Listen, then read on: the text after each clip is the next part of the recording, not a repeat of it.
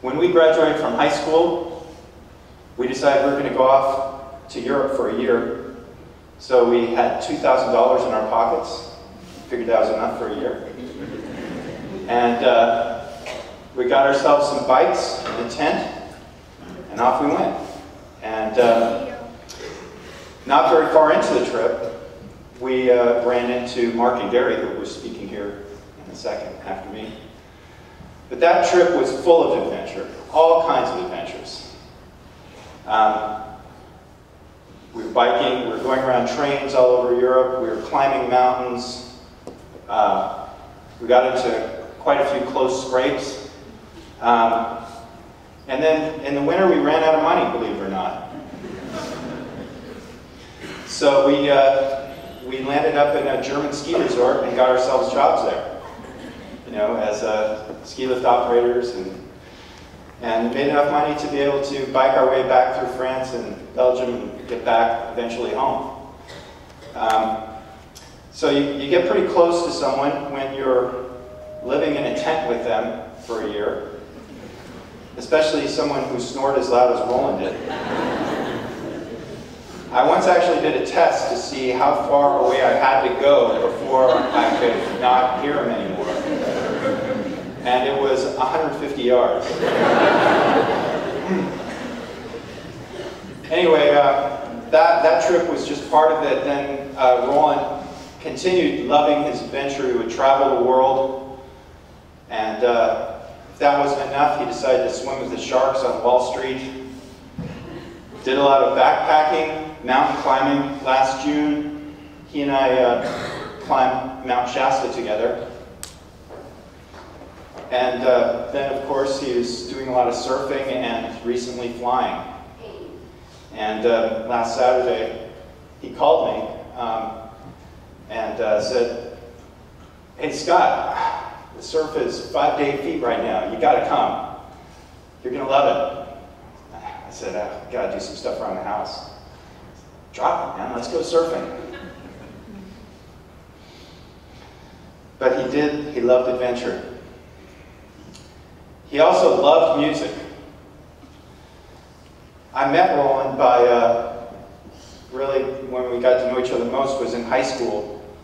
I decided to put together a band. And not a rock band, but a Dixieland jazz band. And Rollan thought that was a great idea. Rollan played string bass, and he and I had our Dixieland band, and just had a great time. And we played in the Sacramento Dixieland Jazz Festival. We actually played a gig in a bar. We were underage, so how could we play a gig in a bar? Well, it was a salad bar, but we played over into the rest of the restaurant. Then, of course, when we went to Europe, there was a lot of music. We would go from youth hostel to youth hostel with Mark and Gary, and we'd get around a piano, and we would just sing all kinds of old jazz songs. And people thought that was kind of weird. Why were we singing these songs from the 20s and 30s? That's what we did. When Rollan was living in New York, we would always go to jazz clubs and hear music there. And he was into a cappella singing. And then he always loved his ukulele. I don't know how many of you heard him playing it, but playing and singing his uke all the time. So he really loved music. Rollan loved his friends. He had lasting friendships from high school. There's a lot of us here from high school with Rollan tonight. He had lasting friendships from Harvard. And there's a lot of people here from Harvard tonight also.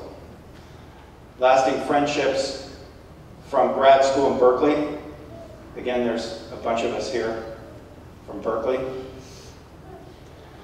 Lasting friendships from New York. And then from Silicon Valley. A lot of people traveled a long way to be here today for this moment with Rollan. Flew here, drove here, a long way. He really touched people. Whether it was having passionate discussions about religion or politics over a few beers, or it was Bible studies or support breakfasts, or any kind of situation, Rollan really connected with people.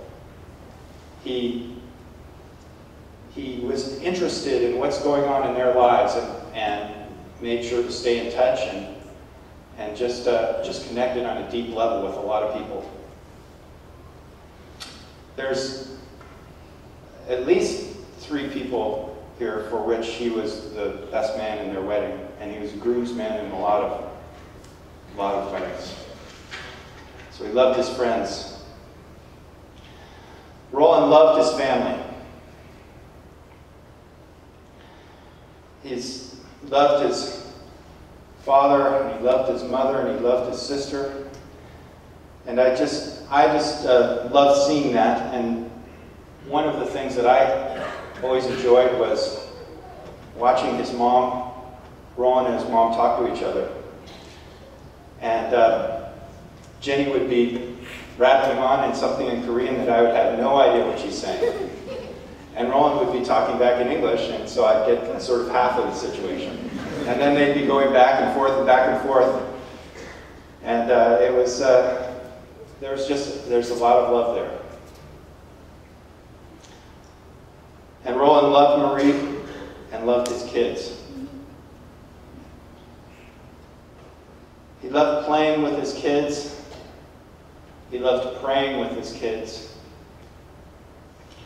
He was enjoying every minute of their childhood, and he was so looking forward to seeing who they would become. He really loved his family. And Rollan loved God. Rollan's faith in Jesus was Rollan's rock through everything. Through good times, traveling around the world, his adventures, music, starting a family. Also, his faith in God took him through tough times, losing jobs, seeing dreams die, questioning himself. But he was confident that God was there through it all, and that it was God's desire that Rollan would turn more and more of his life over to him. And he did. And I'm sure God is saying to Rollan now, you have fought the good fight. You have finished the race. You have kept the faith. Well done, my good and faithful servant.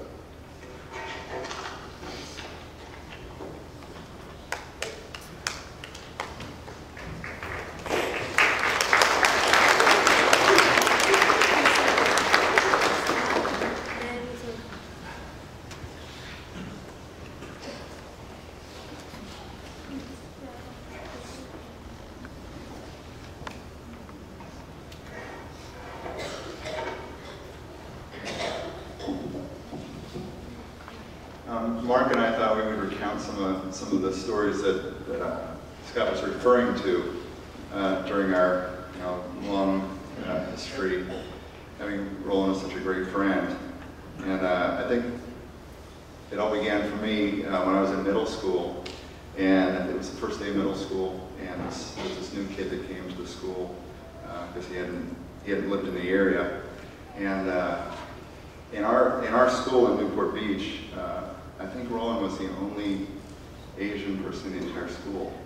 And the significance is nobody knew how to really treat him.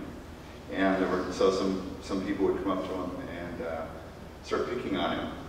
And Rollan at first, he kind of took it.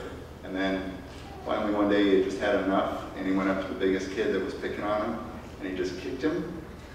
And from then on, we knew that Rollan was a different sort of guy. That he had amazing integrity, and he stood up for what he believed in.